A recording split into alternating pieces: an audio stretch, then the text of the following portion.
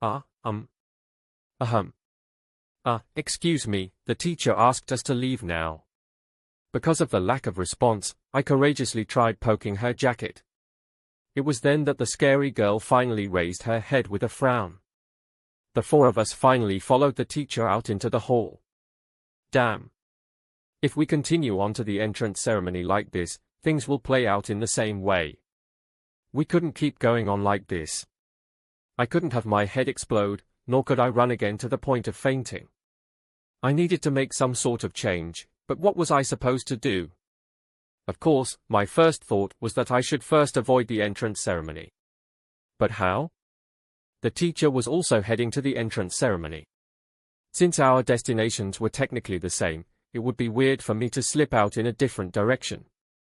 I tried to brainstorm methods of skipping out and hiding somewhere, and of course ended up pretending to be sick.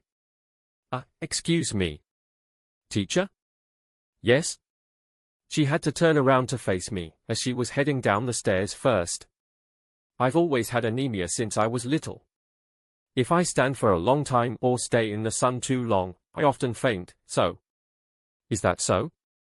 After observing me for a bit, she responded. But you don't look that thin. The truth is, people are often misinformed. Anemia has nothing to do with body weight. Really? She once again started to slowly observe me as she considered this. Is it that bad? You don't think you can last through the entrance ceremony? This was my chance, so I began to act weaker. Yes, especially this morning. I was feeling a bit dizzy. I think it will be a bit dangerous for me to stand outside in the sun. I tried to add a bit of nuance by claiming that I was already feeling unwell. I swayed and furrowed my brows. After seeing the uncertainty in her eyes, I took the opportunity to add a few more words. If I leave now, it would be difficult for me to come back in because of how many people there are, and if I were to collapse, my mother would come and throw a fit. I added the suggestion that if something happened, the issue would be exacerbated. Would she be able to handle that? And truthfully, it didn't really matter to this person whether I attended the entrance ceremony or not.